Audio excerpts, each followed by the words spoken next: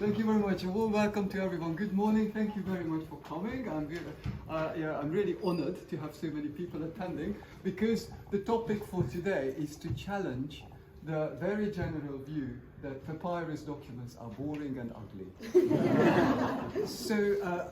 The way I wanted to organize this was actually in terms of 7 objects, but one I couldn't get. So now it will be the history of a life in 6 objects.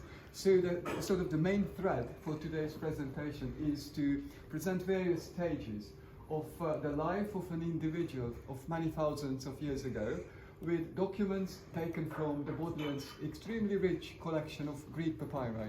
We have about 2,000 pieces in the collection in Greek and Latin, and many others in other languages in the Asian and African department. We are looking after the Greek and Latin ones. The time range, I would just say 2 sentences about this. The time range for our Greek papyri is very wide.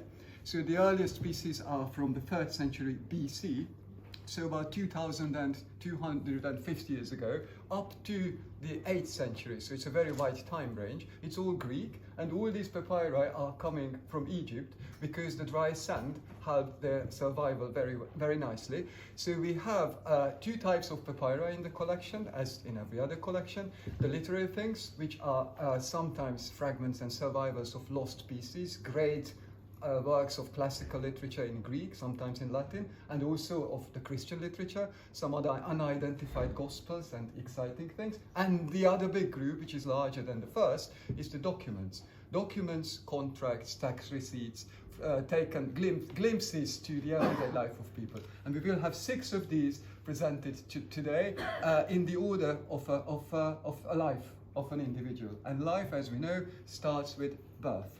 The first piece we have here is this tiny little thing, which is a horoscope. Horoscopes were drafted by professional astronomers in Egypt for every single baby who was born at the moment of the birth of the little baby, just to record the exact constellation of the stars and trying to predict the future for the little baby. This one was done in 208 AD because it's dated, and then after the date there is a detailed description of how the stars are standing at that particular moment. And the last one is the nice kind announcement: little baby Sarab Amun has now been born. Congratulations. And there we are, at the start of a life. And this little piece was then folded up and treasured in the family and given to the baby, who may have carried it, I mean not the baby, the individual carried it during his entire life, this little Sarapamon. A couple of years later, we have the life of a toddler. This is a composite frame containing various documents from various periods, all in Greek from Egypt. What we are interested in right now is this snippet, which is the middle of a contract with a nurse to breastfeed the baby. There was a very detailed and strict contract how to do this. And the lady coming to the family to breastfeed the baby could bring her entire family to the house of this wealthy individual. And then there was the contract that she had to feed the baby 3 times a day. And if she is crying, she will be in huge trouble. And it will last until the baby is hungry and grown up enough. So we have a lot of contracts like this. I selected this one because this was easy to handle. So it is this bit in the middle, signed by the family and the lady who's bringing her entire family to the house to breastfeed the baby. So here we are, this is a toddler. And then the next stage is school.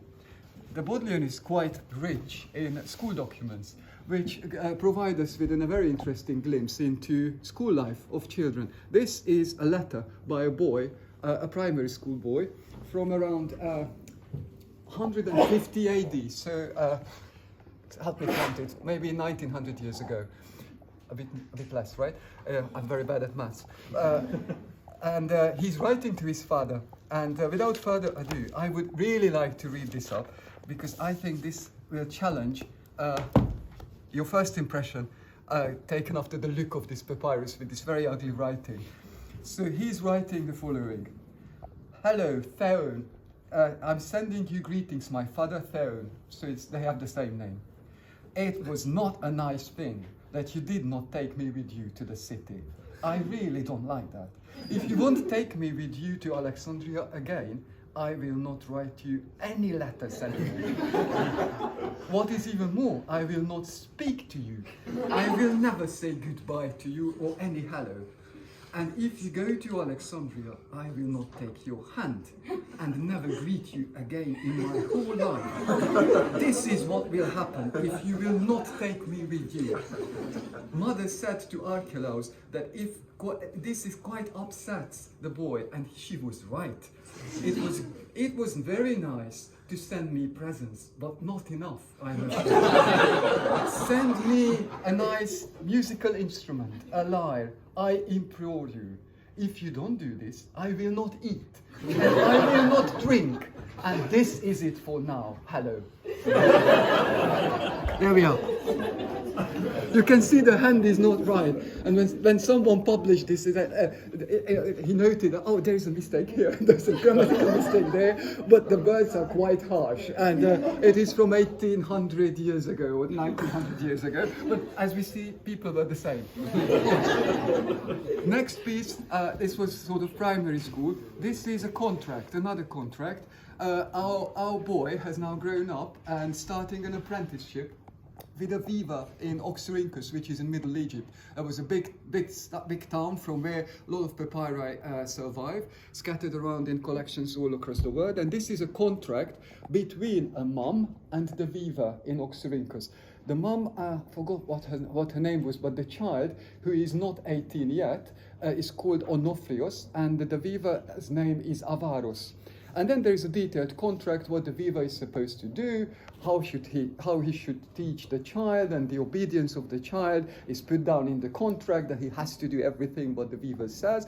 And what is interesting about this, if you come closer at the end, you will see that there are signatures at the end. This was written by a professional scribe after dictation, because that's the formal contract. But the signatures are from the individuals themselves, except for the weaver, who couldn't sign. So he couldn't write.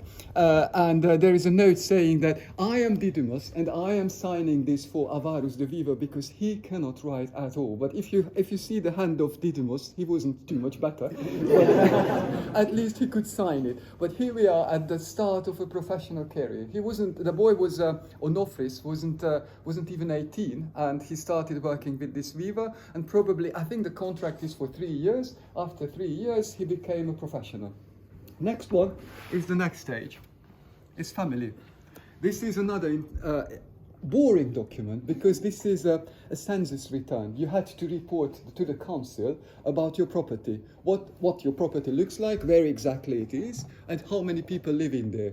And then we have a detailed record of a family. Sometimes the census records reflect a very crowded house where a husband and wife, 5 kids, uncles, grandfathers, they all live together. This is a new marriage.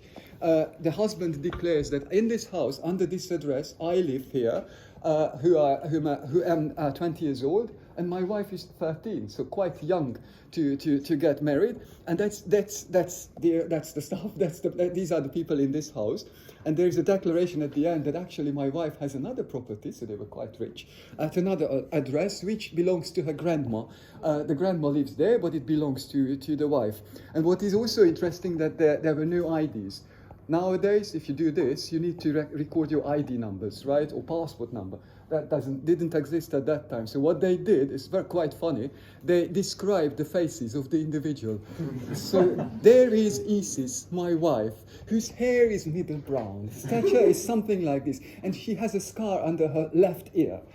Which is okay, but imagine when you go to the council and you have to show your left ear that I am that Isis who was recorded to have this scar here and there. Sometimes the scars or the wounds are on the heel or the thigh or someone, so it could be quite tricky to show that. But that was, before IDs and ID numbers, this is how they recorded individuals. So there we are at the start of a family life, probably a new marriage before having kids. And the last item, which should have been number 7, but now it's number 6, illustrates the end of the life, but not with this side actually. So I need to turn it around, and it will be obvious why it is illustrating the end of life. So this came from the cover, from the wrapping, what they call the cartonnage of a mummy. Nicely painted. I think it should be viewed like this. This was probably around the neck of the body, with all. It's very Egyptian, although it comes from 3rd century AD, but they kept the tradition. And the reason why we have it is actually the other side, because they were very efficient and economic, and they reused old papyri for the mummy cartonnage. So this is one of our oldest papyri from 260 BC, so it's very old. This is a cover letter for a birthday present, saying that I'm sending you a box of dates and a couple of olives and a partridge on a pear tree. And that's all, very nicely written in the Ptolemaic handwriting. But what is illustrating right now is the other side, because it was reused for mummy wrapping. Many of our very old papyri came from mummy cartonnage. The oldest one, the oldest manuscript of Plato we have from his dialogue, the Laches, is also part of mummy wrapping from 280 BC, the papyrus, and it was reused. I don't know where they got these papyri from, but this is how they survived on the cover of the mummy. So I turn it around to illustrate the end of the life, and but I would like to finish with something more joyful than that. So I hope we could challenge, even with these 6, the idea that papyrus documents are boring and ugly and dusty. So I hope you enjoy them. Thank you very much for